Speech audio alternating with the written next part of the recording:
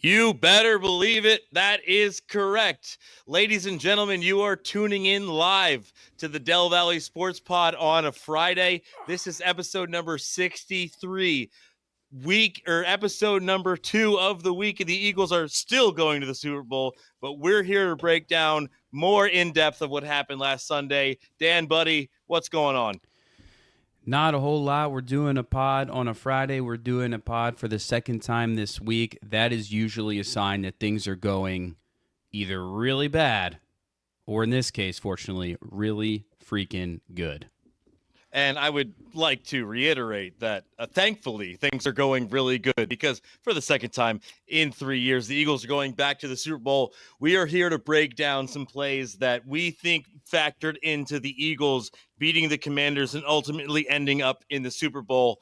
And we will touch on a little bit of the preview a little bit, maybe even touch in on a little bit of what's going on with the other two Philly sports teams because there's some news popping in there. But for now, let's keep the main thing, as Jalen Hurts would say, and let's break down some game film. So, Dan, I know you watched the All-22 because you're a fiend at watching the All-22, watching the game film. Your mind works in a way that few others do. I appreciate it. So would you like to start us off with something that you took away from watching the game film? Yeah, I have some plays and some takeaways. And for the sake of how much time we had and being able to try to get a little more in-depth, for the most part, Colin took care of the defensive film. I took care of the offense. Most of this stuff I'm going to talk about is going to be kind of first half oriented, which is fun that there's so much offense to talk about in the first half of the game as we're fighting that first quarter, first half trend. But should I start with takeaways? I'll start with the play. Let's just start with the play. Before we get to that, I do need to preface the rest of this conversation podcast, if you will, by stating, one, we are now officially broadcasting live as part of the Fan First Sports Network. We are live on Twitter. We are live on YouTube. Also, if you're tuning in for the first time, you might not know the two of us. So Dan Glassdale III, a.k.a. DG3, myself, I am Colin Berger. We met in Pittsburgh in 2017 as Eagles fans who went to an Eagles bar. It turned into a great friendship, led to great sports conversation about Philadelphia, ultimately ended up here where a podcast started. And now we're just enjoying this. I am thankful that we get to do this. The other thing being that I forget what the other thing it was that I was going to say. So I apologize for that, but how many friendships and relationships do you think start with what you just said? We met during the season of 2017-18 Eagles football, or during the Super Bowl of 2018. I bet quite a few. Stories start with that. I would like to think so because that was a fun high ride in Philadelphia sports, as was 2022 with the Phillies. Oh, yeah. I was definitely out and about and enjoying the hullabaloo that was that postseason.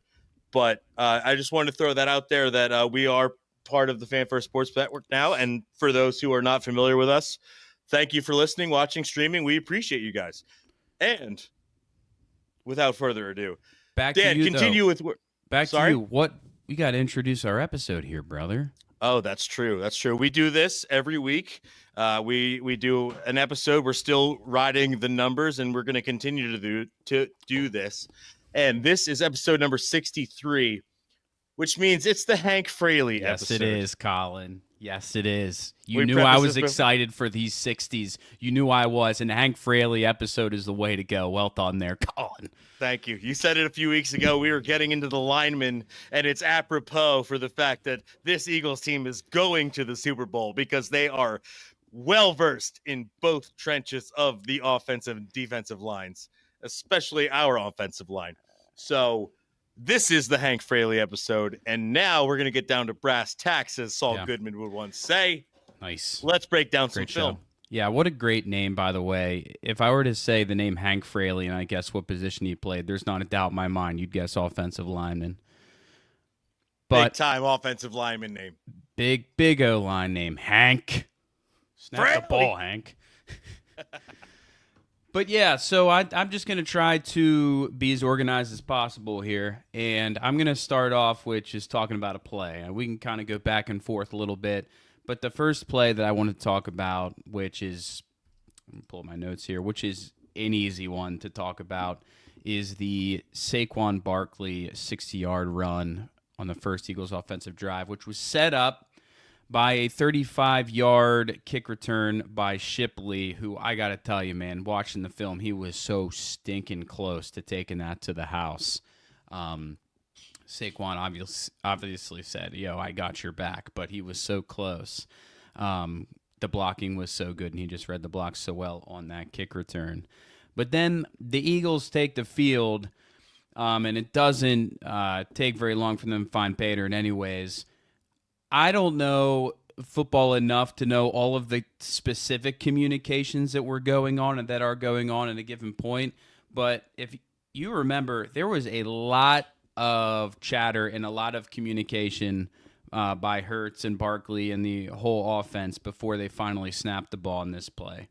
And then when the play develops, right before he snaps the ball, he does the classic send Smith in motion. So Devontae Smith comes flying from left to right, which draws the defense that way a little bit. It looked like it was man coverage as one of the defensive backs followed Smith all the way across. So just in general, you're kind of bringing the flow that way. Then they snapped the ball, and it was like a dime. The pitch back to Barkley wasn't just like a toss. It borderline looked like a little bit of a pass. He got it there quick, which is really nice. And underrated, I think, because sometimes those toss plays, they look like, I hate toss plays in a lot of cases, the way that they're normally run, because they just are like so slow developing. And if one guy misses a block, it's a loss of 5 yards because the running back has no momentum. It's all lateral momentum, it's the north and south is what I was going to say. But yeah, so they scare me a little bit. I've seen a lot of bad toss plays from the Pittsburgh Steelers this past year, so maybe I'm scarred a little bit. But they snapped the ball, and there's two guys that you see taking out a bunch of dudes. A.J. Brown is on the front line on this play on the left side, which is where the toss pitch, whatever you want to call it, is going.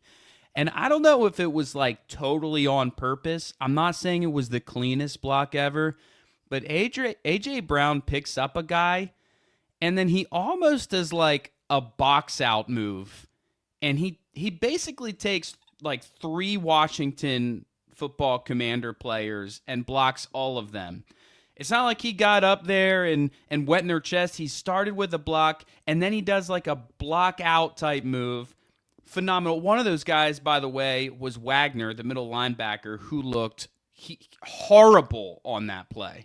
A.J. Brown got in the way, which was enough.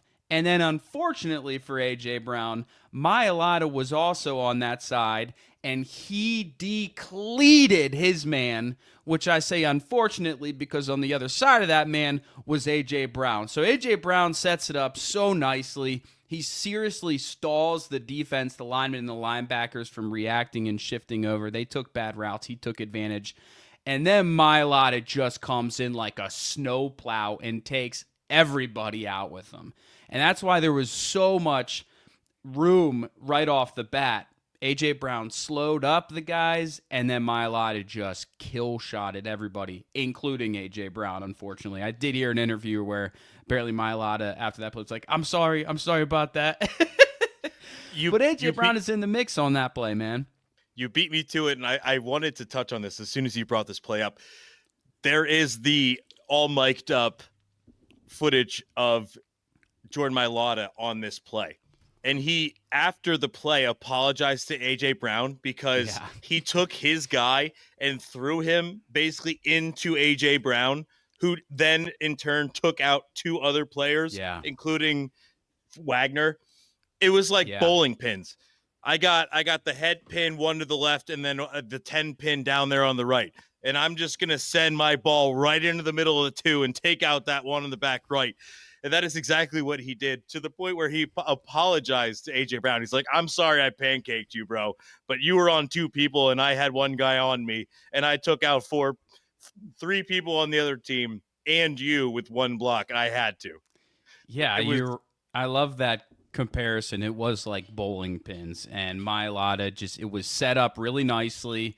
It was well done by AJ Brown to at least stall everything out, and then it's crazy that Mailata has the strength to just wipe out and clean slate there. And then the rest is basically just Barkley being so much better than any of those secondary players. I mean, there's a nice block by a wide receiver downfield, but I mean, he just made those secondary defensive backs from Washington look like they had no interest or ability in tackling him. And then the only other thought I had on the play is finally, he's down in the field. He gets inside the ready. He's run through the 20, 15, 10. And then suddenly out of the corner of your screen comes Lane Johnson, who's flying down the field. He's doing a mixed combination of like the Barkley run, but he's also hitting his helmet like Barkley did in that big getaway touchdown against the Rams. So ginormous Lane Johnson is it's amazing. It is so satisfying and so funny when you see these breakaway runs, and I watch the run like 10 times, but then I watch it again to see the guys in the background. Lane Johnson, I don't know how he got downfield that far that fast, but I guess they were all fresh because it was the first play of the offensive drive. Yeah, Lane Johnson's a damn good athlete. We can't forget you're that right fact. about that. You're right about that. Hall of Famer Lane Johnson.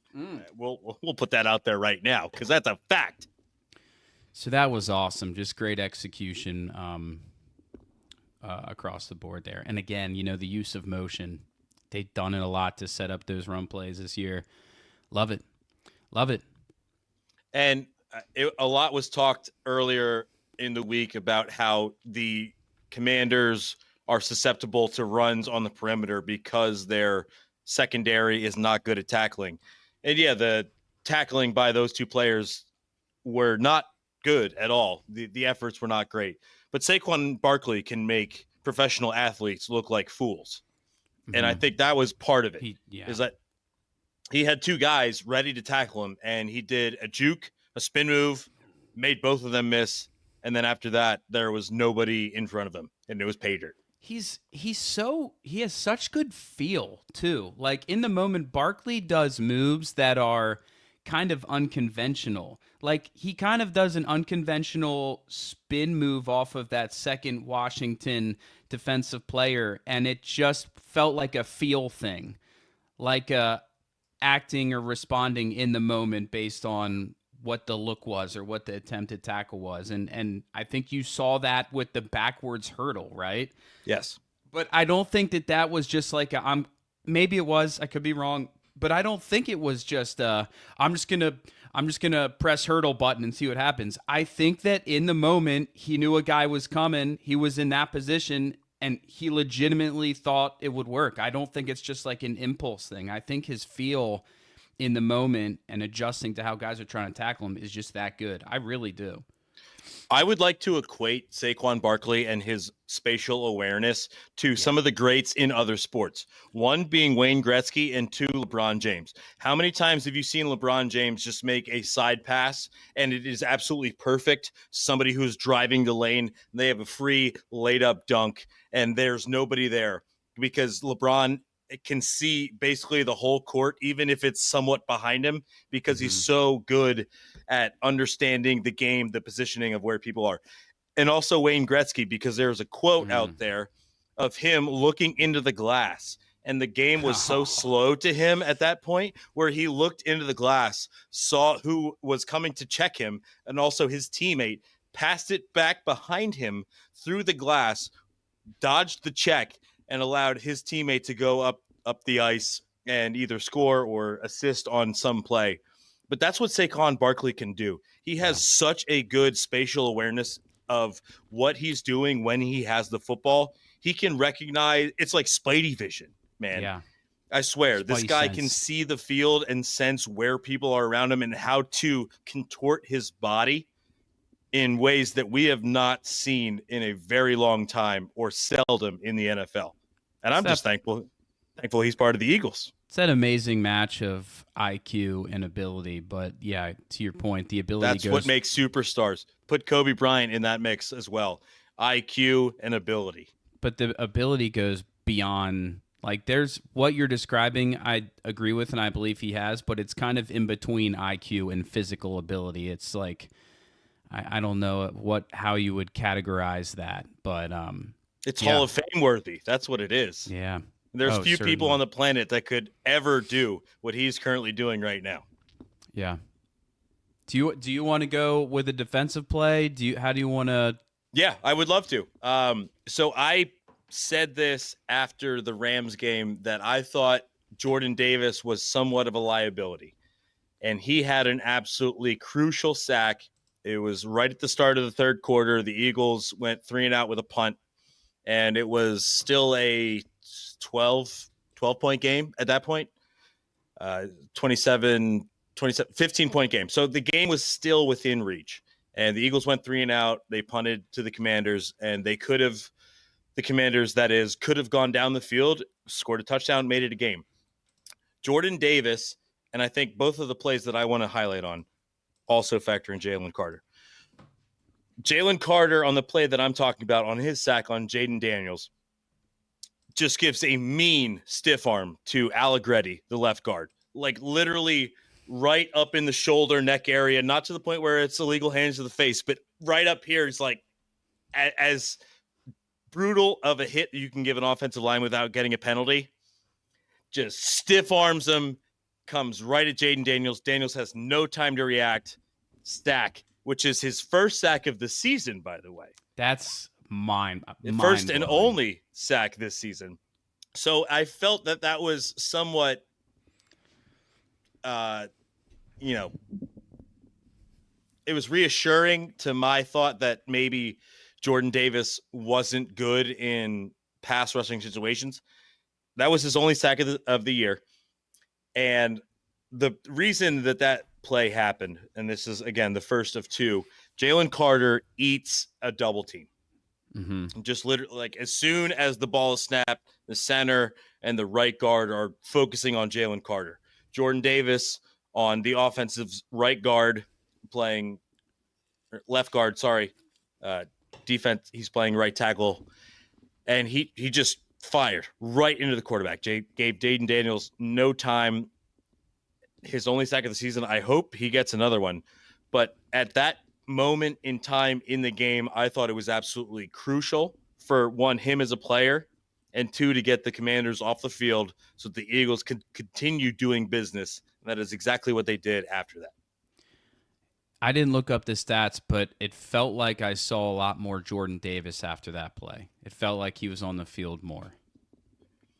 Yeah, I can't say I know the snap count of when and where, but I would like to think there's a reason behind it. If he could show he does that in a pass rush situation, that Vic Fangio would keep putting him out there in those scenarios. Yeah. It's well earned. I mean, that was a sack in a really crucial moment, too. Absolutely. Love it. It's funny. I think it was the pod previewing this conference championship game where we were talking about Jordan Davis and his lack of ability to pass rush. And I think I went on spiel how I'm like, you know what? If he's just a great run stopper, that's fine. I'm okay with that. But when a guy even has just like an average to slightly above average ability to rush the quarterback, it really does change what the defense can do and the personnel they can put out there. And we will maybe get to this, but I would like to point out that Jordan Davis is one of the only players on the Eagles defense who also played in Super Bowl 57. Yeah. So He does have Super Bowl experience. He did not start that game, but he did play. All right. I'll take another play here. After this play, I think I'm going to start getting into just kind of like general observations a little bit. By all means. Because that's kind of the route I ultimately want to go to. I'm trying to think here. I mean, there's a couple of plays. I'm just going to mention a couple of plays, not in as much detail as the first one, okay? A couple of plays that stuck out to me. It's going to be easy to get into the observations, so I'm going to get a couple of plays and try to hold off from the observations because I'm really excited to talk about it. I'm just going to, plain and simple, the second offensive drive, the Eagles drive down the field, and Barkley gets it. I don't know. I think it was like the 5-yard line. This was the Barkley run, second run, I guess, for a touchdown, but it was for like 5 or 6 yards. And I believe in the second half, the same exact thing happened. They go to run the ball. They go to run it up the middle, and it is completely covered, dude. Dude, there's like 2 or 3. Washington is all over it. The play is well done. He just stops and goes off to the outside and walks into the end zone. I am sure that the play was a run up the middle. I am sure that it wasn't supposed to be bounced outside. And I think he did that 2 times in the game. I was going to say, both of those touchdown runs by Saquon Barkley were bounces outside to the right, and they looked like the exact same play. Exact same play. I didn't go back and rewatch those plays on the All-22, but from watching it on the replay of the game film, or just the game play, it looked like the exact same play. It did look like the exact same play. And I think on both of them there was a wide receiver, a tight end out there blocking the cornerback. I don't know for 100% certainty, but I'm convinced that both those plays, they were not supposed to be bounced outside.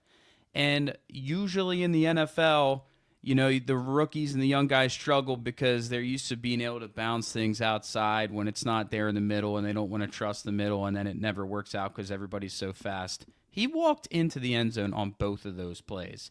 They were just having the hardest time figuring out how to freaking stop him. And it was just so easy for him, even when the plays weren't perfect. Twice, he just walks into the end zone, bouncing out a run. Piece of cake. No big Has deal. there been a team this year that has found it easy to stop Saquon Barkley? And that's part of the reason why I'm so bullish going into next week, that if you take out Jalen Hurts and the tush push, how many touchdowns would Saquon have scored this year? Oh man, so many. I think Washington was probably somewhat confident going into this game though, Colin, just because of the last time they played. You know, Barkley, what was it, like the second quarter or very early in the third quarter, he busted a giant like 60-plus yard run for a touchdown. But then if you remember the rest of that game, he really didn't do anything. Well, and no, that was in the first quarter. He had that 60-yard run. Was that it in the first quarter? It was right after the injury. It was like Pickett's first drive or something like that. It was, yes. It was Pickett's first drive, which was at the end of the first quarter. Saquon rips that run, and prior to that, he had a few good dagger runs. He had almost 100 yards in that first quarter and really did not do much the rest of the game. And we talked about it, how that just typified how the Eagles offense runs through Jalen Hurts and how good he is being a multi-dynamic quarterback. Right, but I think Washington was probably not thinking that. They were probably like, look at what we did. We can stop this guy. Yes. Obviously, our thing is, yeah, well, you didn't have to worry about the RPO, the option runs anymore. You just got to sell out, and it's a backup quarterback, so you're not as worried about the passing either. But I bet Washington was going to that game with confidence because of how that went. And he just, and I got to tell you, man, and I'm starting to get into the observations a little bit. Watching the film, dude, play action, RPOs. Hurts had a great game. I don't want any of these comments to take away from that. Dudes were freaking wide open, Colin. Wide open. And I think it's because the first play of the game was a 60-yard run for a touchdown. And you look at what the Eagles did all year long. Dude, this defense was, I think, so stressed about the big run again. Because it's not even like they did a drive where they ran it, 8 times for a total of 60 yards. It was 60 yards in one play. And then you start running play action after that. Yeah, guys are going to bite, dude. Like, they have to. And dudes were wide open. Devontae Smith, like a, 20-plus yard pass on Lattimore, who sucks, by the way. Absolutely washed. He's so slow. the He film was used great to be to good. watch on He's him. just no longer as good as he used to be. He is past that. Whatever the thing is for defensive backs when it's like Age the 31. James Bradbury thing that happened last year. He is there. Welcome to the club, buddy. Just couldn't keep up with a soul. But yeah, man. I mean, guys were wide open, and I think a lot of that had to do with the fact that the first play of the game was a 60-yard run. Shoot, we can't let that happen again.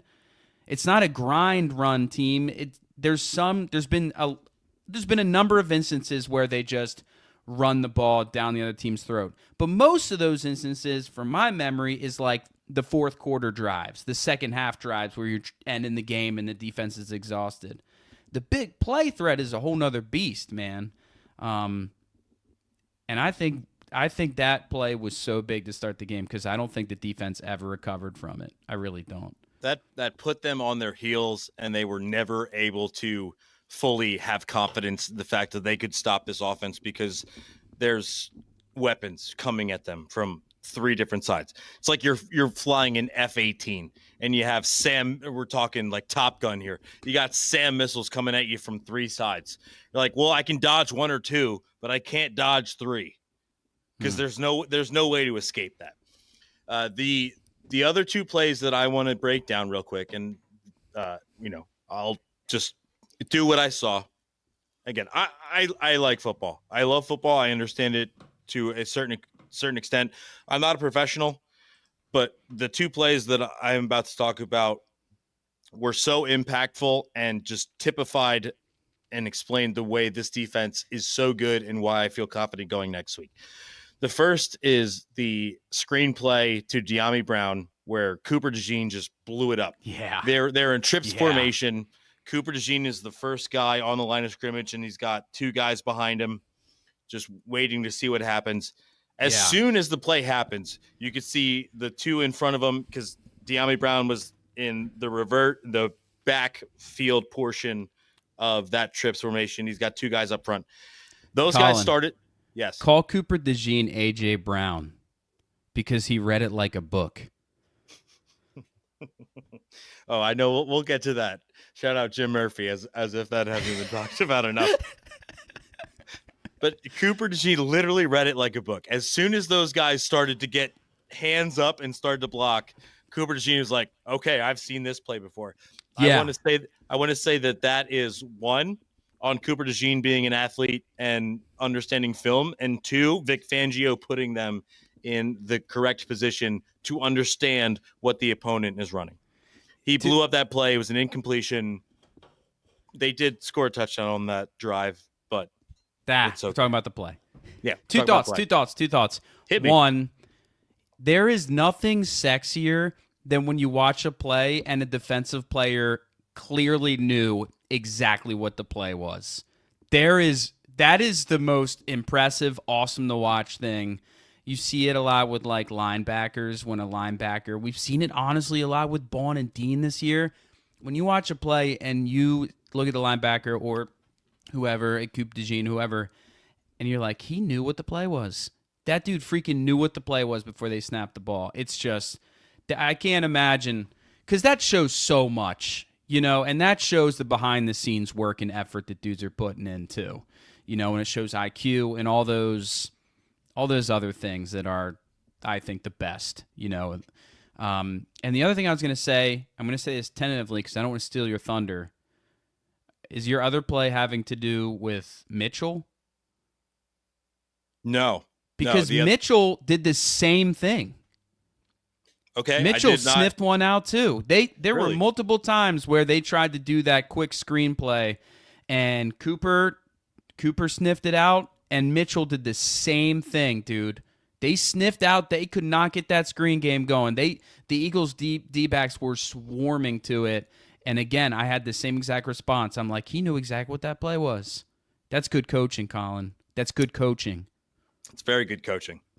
And that's why this defense is number 1 in the league as opposed to number 30 last week this year. That's crazy. As opposed to last year when they were really crazy. The 30th under Sean Desai. That's freaking crazy. The size stock continues to go down. The personnel is different, but nonetheless. Yes. The other play I want to get to is the Austin Eckler fumble, which was two drives after the last play when Jordan Davis had the sack. Now, Jalen Carter, once again, eating a double team, allows Moro Ojomo. Now, these are three players who are not on the 2022 team who are now on this team. Jalen Carter being one, eats a double team. Moro Ojomo in the same place that Jordan Davis was, just beats Allegretti again, gets right up in Jaden Daniels' face where he dumps it off to Austin Eckler on the flat. Made a bad pass because he was under pressure. Eckler caught the ball basically off the ground, got up. Ball was punched out by Oren Burks. Four players who weren't on this team. Punched out by Oren Burks. Now, when Carter knew he was being double-teamed and the pass was thrown, he backed up in coverage. Jalen Carter almost came up with the fumble recovery. He was literally the first guy to touch the ball after it was fumbled. Now, it slipped out of his hands, but ended up in the hands of Zach Bond. And this is just once again a point of Jalen Carter being a wrecking machine where he can just eat double teams and let the rest of the other players get at the quarterback because they're all on one-on-one blocks. The same way that Fletcher Cox used to do in his prime. What Fletcher Cox was doing back in 2017 when the Eagles won the Super Bowl, Jalen Carter is doing now, but even better, I would say. Yeah, I would say that's because Fletcher Cox was maybe towards the end of his career, and Jalen Carter is a spring chicken.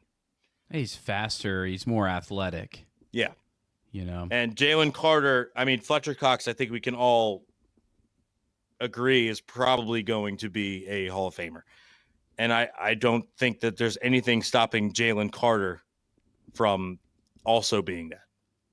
Well, it's cool because they're playing these playoff games where this is one of the biggest perks I've always thought about getting this far in the playoffs is that all of the attention, all of the national attention, all the eyeballs are on your team, which is kind of fun because then when you go on your Instagrams and your social medias, everyone is talking about your team. And a lot of people knew about Carter and knew that he was like a good player, but now they're all watching the Eagles play in this Washington game and the game prior, and you're getting the Aaron Donald comps. You're getting the whoa, this guy's freaking amazing. Like everybody's watching, and he's getting all the hype that he deserves.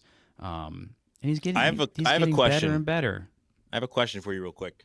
When the Rams won the Super Bowl against the Bengals, did Aaron Donald win Super Bowl MVP? No, I don't think so. Because I think that almost every Super Bowl, I don't think he did, Colin, because I think almost every Super Bowl, I'll put like literally a couple bucks on a defensive player to win it because the odds are so insane. So I feel like I would remember that. I feel like he was at least in the conversation for that. Are you looking it up? Yeah, it was Cooper Kupp. Okay, that makes sense. Yeah. But it was a conversation, I think, because I think that it was like nobody was pulling away on the offense until kind of later in the game, if memory serves. Because I do remember being like, it could happen. But I think Cooper Kupp probably, I think he had a good second half, and he ended up with 2 touchdowns. So what are you going to do? Okay. Well, one, shout out Iceman Owns One. Loyal follower on YouTube. He puts up what I thought was that I thought Aaron Donald won MVP. Well, then it's a good thing I'm here today. Dan, you know what? It's always a good thing that you're here because you are the rationale that keeps this train rolling down the tracks. Yeah, what I was going to get at this particular moment, just give it a couple more minutes. Yeah. What I was going to say was if my memory had been correct in that Aaron Donald won defense or MVP of the Super Bowl, I was going to say that there is a very strong bet that I would be placing on Jalen Carter to be the MVP of this Super Bowl because I think that what he can do on this defensive line as opposed to other, linemen and Chris Jones that, the Eagles have to go against on the Chiefs is, again, a certified Hall of Famer, an absolute stud who's been doing it for many years. He'll shed tears. I hope so. But I could see Jalen Carter making as much of an impact to put himself in the at least Super Bowl MVP conversation if the Eagles win, that I would put some money on it. Now, yeah. I have one last thing. The thing about Jalen Carter is the way I just described this last play. He ate up a double team, backed out in coverage, almost recovered a fumble. What he does goes unnoticed by the live feed viewpoint, because he does things that don't show up on the stat sheet, like eating up double teams, backing out into coverage when he knows he's not going to get at the quarterback. That's not going to win you Super Bowl MVP. But if you break it down and actually look at who was the best player on the field and who made, the biggest impact, I have a feeling Jalen Carter, if the Eagles win this game, is going to be one of the top 3 players. Through 58 Super Bowls, only 9 contests have featured a defensive player winning MVP. Lawrence Taylor was one of them. Do you know the most recent one? I'm I'm sure, Lauren. I don't know, but that feels like a solid guess. Cocaine's a hell of a drug. My mind says J.J. Watt, but I don't think J.J. Watt ever won a Super Bowl, did he? I don't think so. So, yeah, no, I don't. You're going to say it, and I'm going to be like, I'll say the team. Malcolm Butler. Think of the last Super Bowl where it was so obvious. It was such obvious they won this game because of the defense, because the offense can't really do much. And then I'll give you a second hint. It was Von Wagner with the Broncos. Yeah, Von Miller. Or Von Miller, sorry. You had it, and then you said Wagner, and you destroyed everything. Yeah, Von Miller. No, that was a great bull. It's just a shame you didn't say. You obviously knew the guy. Still playing football, by the way. Well, was until last week. But yeah, I'm impressed. And it's funny because the quarterback of that team was Peyton Manning, but Peyton was about 60 years old in that game. Yeah, Von Miller, nice pull. Sorry, I was thinking Wagner's. I was so Commander's up, I forgot his last name. No, my response to that is just that it's so hard. Like, in order for that's what needs to happen. What happened with the Denver game? In order for in my opinion, in my mind, for a defensive player to win MVP, he needs to have the greatest game of his life, and it has to be a box score game. You know, he has to do forced fumbles, sacks. It can't just be he ate double teams, and and the offense needs to be inept. Yes. Because if a guy gets 2 touchdowns or Barkley runs for 100 yards, it's going to go to that guy. So I'm not saying don't put it. Usually that's why the odds are so freaking wild. And it's like you could put $5 on it and probably win like 100. But that's why I'm like, I don't think it will happen because it's a very specific context or situation that needs to occur where the offense basically stinks or is very, very average, and there's not one individual that's like the guy on offense, which the Eagles kind of have that usually. And then, so I would love for that to happen. No, to be honest, I would love for Barkley to get MVP. I would love for them to win and for Barkley to get MVP. Carter would be awesome, but come on. You can't tell me that. On his birthday, by the way. On his birthday. His 3 big birthdays. And Cooper DeJean's. And Vince Papale. This is true. The underdog. Are you saying that the Eagles are invincible, Dan? All I'm saying is that according to my sources, there has never been a Super Bowl on February 9th before.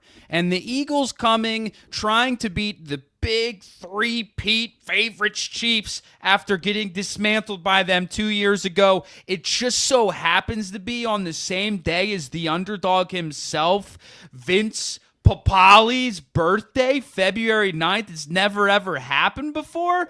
I don't know, Colin. How about you do the math?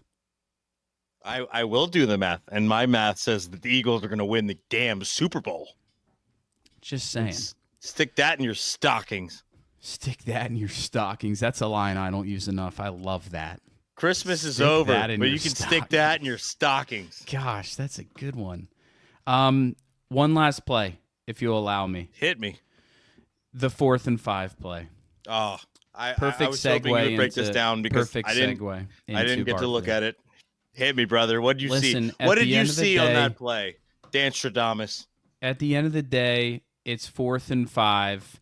You've got A.J. Brown on the left side going against, Lattimore. Marshawn Suxamore.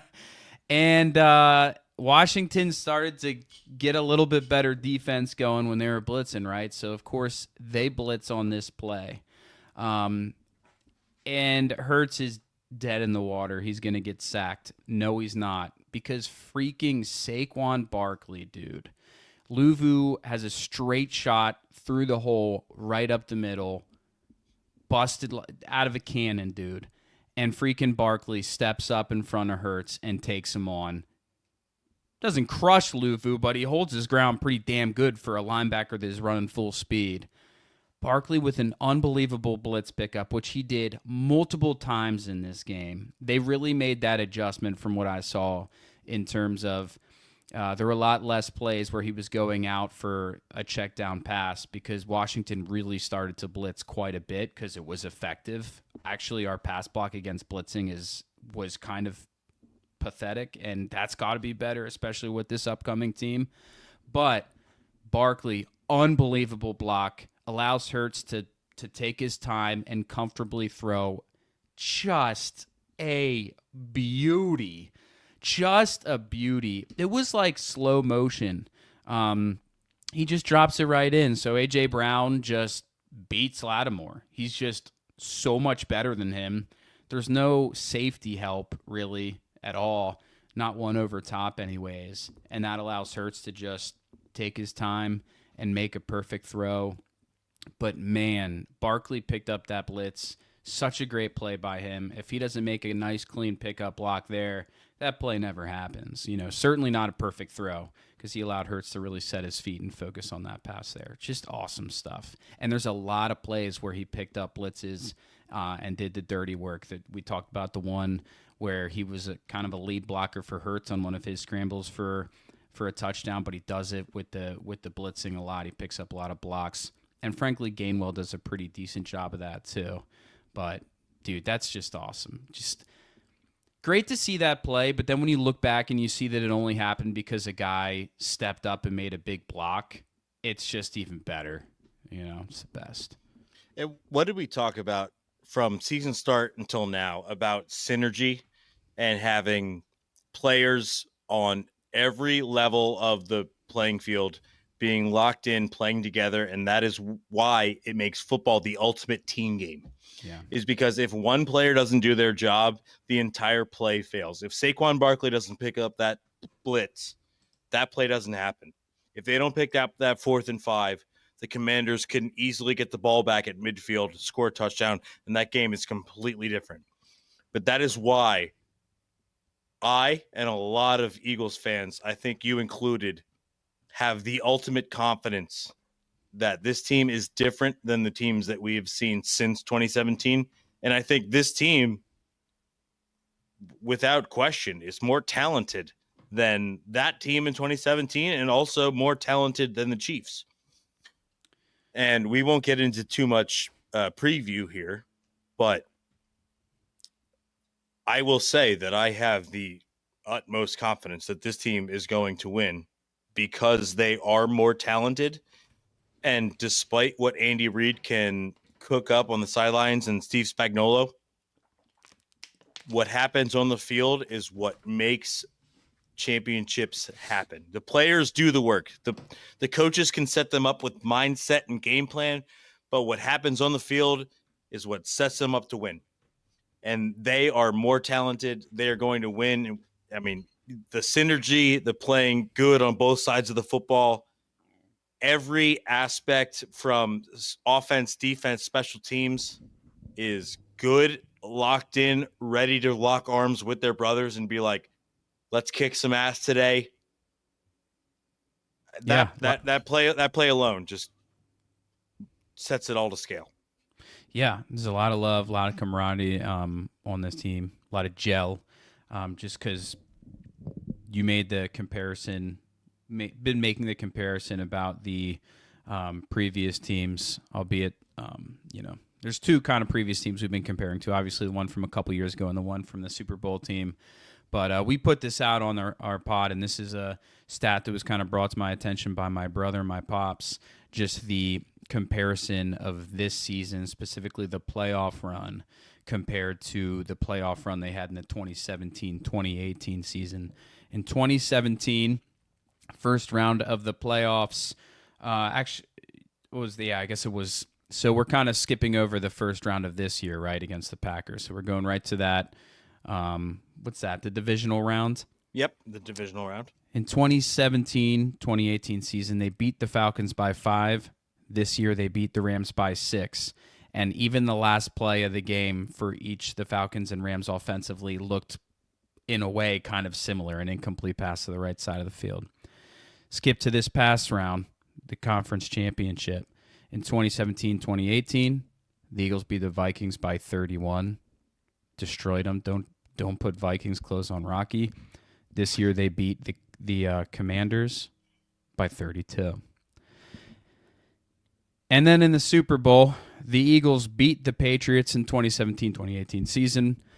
They beat a dynasty in the Patriots, which was also the team that they had lost their last Super Bowl to way back in 2004. Well, this year they play the current dynasty in the Kansas City Chiefs, one that they lost their last Super Bowl to just 2 years ago. Can't make this up, Colin. You can't make this. This is poetic. This is poem in motion, and that's the way football is, right? It's poetry in motion. Yeah. You have a complete scheme in front of you, and you're just pulling the strings and making everything that you want to see in front of you happen. That's what this Eagles team is doing. And that's the way the NFL works. It's beautiful. It's beautiful, man. Yeah. So just overarching comments, I guess, from the film. Just the blitz pickup has to be better, especially for this upcoming game.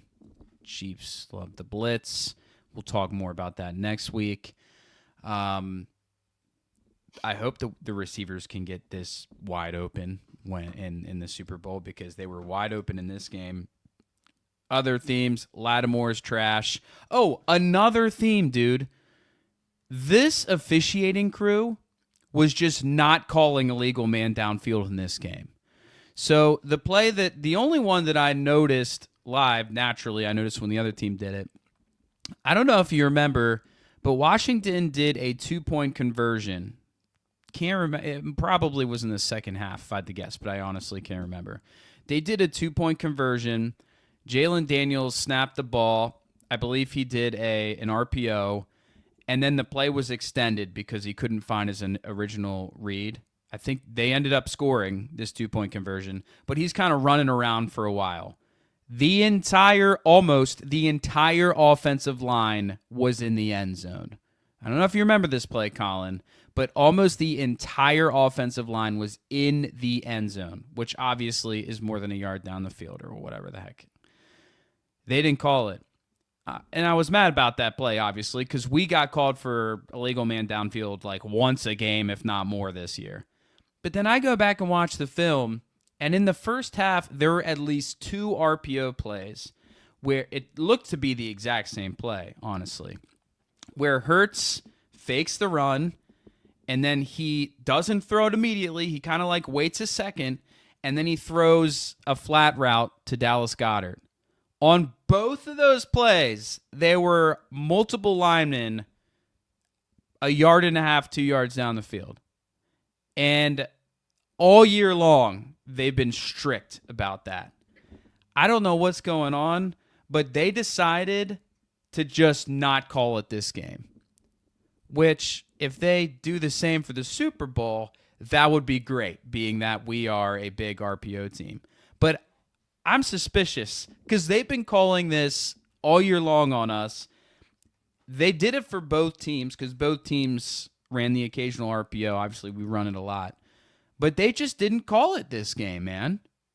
And I didn't notice obviously you don't notice the Eagles ones live. Plus it's tough because the way you're watching the game live, you don't get the same camera view as the all 22. But it's pretty plain to see in the all 22 that both of those plays, they could have called it.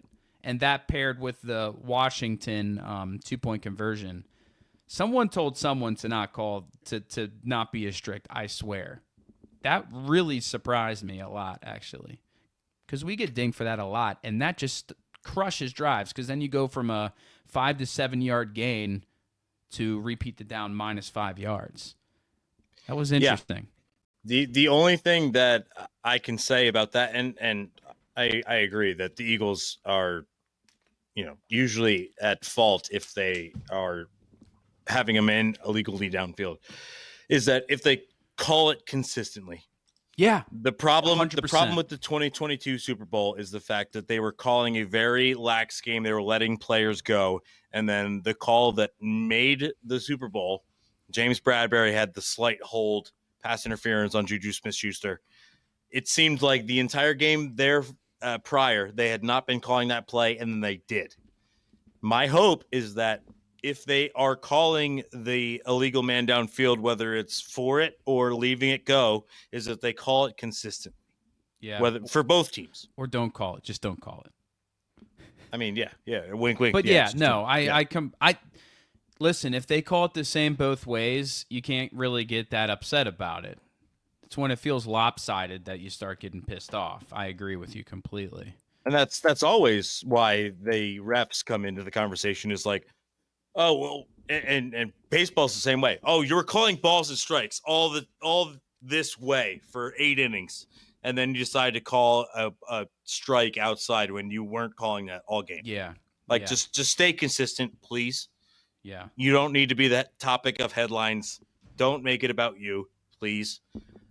I agree. It could come in default for the Eagles if they get caught with that, but